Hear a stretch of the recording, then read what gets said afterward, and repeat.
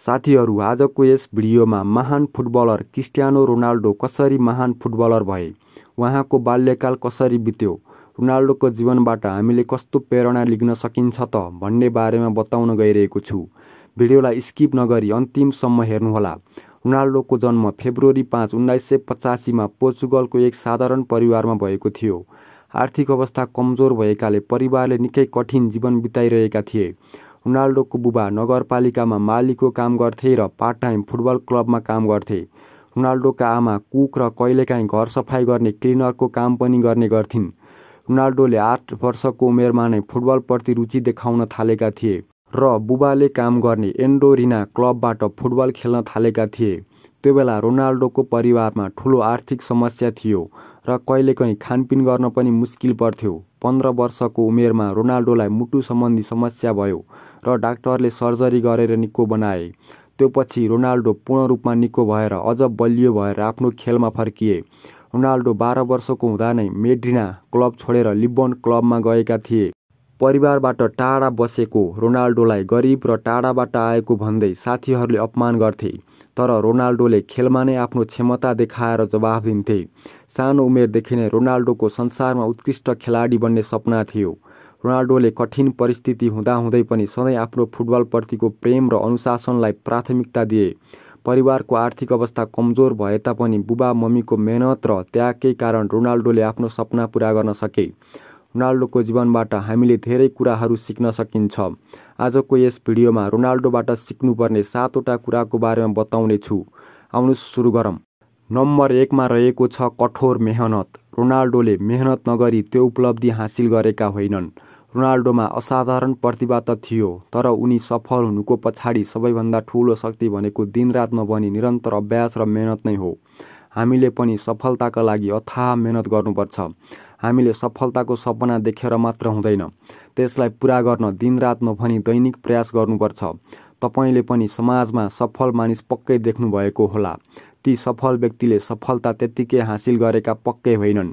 कयौं वर्षको लगातार मेहनतबाट उसले सफलता प्राप्त गरेको हो। त्यसैले हामीले पनि कुनै कुराको सफलता हासिल गर्न वा लक्ष्य प्राप्त गर्नका लागि कठोर मेहनत गर्नुपर्छ। नम्बर 2 मा रहेको छ अनुशासन। रोनाल्डो नियमित मेहनत गर्छन्। आफ्नो प्रशिक्षणमा कहिले लापरवाही गर्दैनन्। बिहानदेखि बेलुकासम्म तालिम, फिटनेस र अभ्यासमा आफूलाई व्यस्त बनाउँछन् र खानपान पनि सन्तुलित गर्छन्। उनी मदिरा, चिनी र अस्वास्थ्यकर बानीबाट जहिले टाढा रहन्छन्। साथै विभिन्न आलोचना, खेलमा हार जित जस्ता कुनै पनि कुराले रोनाल्डोलाई विचलित बनाउँदैन।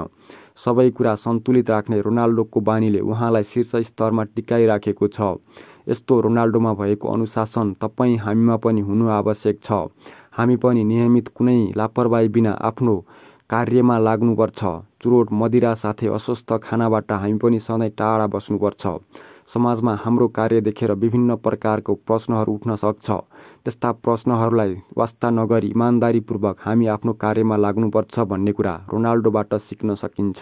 नम्बर 3 मा रहेको छ लगातार सुधार्ने बानी। क्रिस्टियानो रोनाल्डोमा एउटा विशेष बानी छ। रोनाल्डोले आफूलाई सधैँ सुधार्ने प्रयास गर्छन्। रोनाल्डोले प्रत्येक दिन जिम, मैदान र फिटनेस अभ्यासमा नयाँ र कडा अभ्यास थप्दै जान्छन्। र रोनाल्डोले हरेक सिजनमा आफ्नो खेलमा नयाँ कौशल सुधार गर्छन्। रोनाल्डोले आफ्नो दैनिकी लगातार सुधार गर्दै समयलाई अझ प्रभावकारी ढङ्गले प्रयोग गर्छन्। रोनाल्डोमा आज भएको कमजोरी सुधार गरेर भोलि अझ राम्रो बन्ने बानी छ। यस्तो बानी हामीमा पनि हुन आवश्यक छ। समय परिवर्तनशील छ। आज आफूमा भएको सिप र कौशलले नपुगेर भोलिको दिनमा अझ थप आवश्यक पर्न सक्छ। त्यही अनुसार हामीले आफूलाई विकास गर्नुपर्छ र हामीमा भएका विभिन्न कमी कमजोरीहरूलाई पहिचान गरेर त्यसलाई सुधार्दै लैजाने बानी हामी सबैमा हुनुपर्छ। यस्तो बानीले हामीलाई हाम्रो लक्ष्य प्राप्त गर्नका लागि धेरै सहयोग पुर्याउँछ। नम्बर 4 मा रहेको छ आत्मविश्वास। रोनाल्डो जहिले पनि आफ्नो क्षमतामा विश्वास गर्छन्। परिस्थिति जस्तो भए तापनि उहाँ आत्मविश्वास लिएर मैदानमा जान्छन्। रोनाल्डोलाई सधैँ लाग्छ, म मैदानमा गएँ भने गोल गर्न सक्छु र टिमले जित्छ। रोनाल्डो दबावमा पनि शान्त भएर आलोचना, प्रेसर जे भए तापनि अलिकति पनि नडराई मैदानमा उत्रन्छन्। रोनाल्डोको आत्मविश्वास केवल शब्दमा होइन, दिनरात गरेको मेहनतको आधारमा बनेको छ। तपाईहरूले पनि सायद रोनाल्डोको खेल हेर्दा यो सब कुरामा ख्याल गर्नुभएको पक्कै होला। रोनाल्डोमा भएको जस्तो पोजिटिभ कुराको आत्मविश्वास हामी सबैमा हुनु आवश्यक छ। रोनाल्डोमा भएको जस्तै आत्मविश्वास हामीमा पनि जरुरी छ। रोनाल्डो र हाम्रो लक्ष्य फरक अवश्य छ, तर जुनसुकै लक्ष्य भए तापनि प्राप्त गर्न आफूमा आत्मविश्वास हुनु अति आवश्यक छ। नम्बर 5 मा रहेको छ कडा मानसिकता। रोनाल्डोमा कडा मानसिकता छ। अन्य व्यक्तिहरूको आलोचना, हार वा असफलता हुँदा पनि नटुटी अझ बलियो भएर उनी आफ्नो कार्यमा फर्कन्छन्। रोनाल्डोलाई खेलमा हार मन पर्दैन। सानो मैत्रीपूर्ण खेलमा पनि म जित्छु भन्ने सोच राखेर खेल्छन्। र रोनाल्डो सफलता प्रतिभाबाट मात्र होइन, निरन्तर मेहनतबाट आउँछ भन्ने कुरामा दृढ विश्वास राख्छन्। यस्तो दृढ विश्वासले रोनाल्डो महान बनेका छन्। हामीहरू प्राय कुनै कार्यमा असफलता वा हार भयो भने त्यो कार्य छोडेर अर्को कार्यमा लाग्न थाल्छौँ। यस्तो गर्दा सफलता पाउने सम्भावना निकै न्यून हुन्छ। साथै हामीहरू निरन्तर मेहनत भन्दा पनि भाग्यको धेरै भरोसा गरेर आफ्नो कार्यमा लापरवाही गर्छौँ। यस्तो गर्दा सफलता पाउने सम्भावना न्यून हुन्छ। त्यसैले हामीमा पनि रोनाल्डोमा जस्तो कडा मानसिकता र दृढ विश्वास हुनुपर्छ। नम्बर 6 मा रहेको छ समर्पण र धैर्यता। रोनाल्डो बाल्यकालदेखि गरिबी, पारिवारिक समस्या, स्वास्थ्य समस्या आदि झेल्दै धैर्यपूर्वक अगाडि बढिरहे। उनी सुरुवाती खेलमा आलोचित भए तापनि धैर्य राख्दै आफ्नो खेल सुधार गर्दै अघि बढिरहे। धेरै पटक चोट र हार भएर मैदानबाट टाढा रहनु परे तापनि धैर्यपूर्वक पुनः फिट भएर रोनाल्डो मैदानमा फर्किन सके। हामीले आज रोनाल्डोको सफलता देखेका छौँ। सफलताका लागि रोनाल्डोले गरेको मेहनत अथाह छ। रोनाल्डोले आफ्नो जीवन नै फुटबलप्रति समर्पित गरेका छन्। यी सब कुरा सुनेपछि तपाईँले पनि सोच्नुभयो होला, सफलता सजिलै पाइँदैन भन्ने। हो, सफलता सजिलै प्राप्त हुने चिज पक्कै होइन। मानिसहरू जीवनमा सफलता पाउनका लागि वर्षौंदेखि प्रतीक्षा गरिरहेका छन्। सफलताका लागि लक्ष्यप्रति समर्पण, धैर्यता आवश्यक छ भन्ने कुरा रोनाल्डोबाट हामीले सिक्न सकिन्छ। नम्बर 7 मा रहेको छ कहिल्यै हार नमान्ने मानसिकता।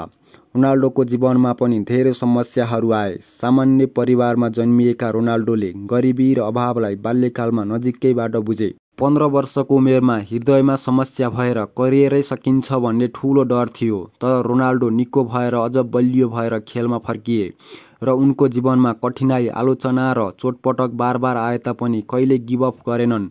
रोनाल्डोमा कहिले हार नमान्ने मानसिकता थियो र आज सफल फुटबलर भएका छन्। यदि हामी पनि आफ्नो जीवनमा लक्ष्य प्राप्त गर्ने हो भने रोनाल्डोमा जस्तै कहिल्यै हार नमान्ने मानसिकता हुनुपर्छ। हार नमान्ने मानसिकता रोनाल्डोबाट हामीले पनि सिक्न जरुरी छ। रोनाल्डोबाट सिक्नुपर्ने कुराहरू धेरै छन्। मैले यस भिडियोमा प्रमुख 7 वटा महत्त्वपूर्ण कुरालाई समावेश गरेको छु। तपाईलाई भिडियो कस्तो लाग्यो? यदि भिडियो मन परेमा लाइक, कमेन्ट र साथीलाई सेयर गर्न नभुल्नुहोला। साथै च्यानलमा नयाँ हुनुहुन्छ भने च्यानल सब्स्क्राइब गरी च्यानलमा जोडिनुहोला।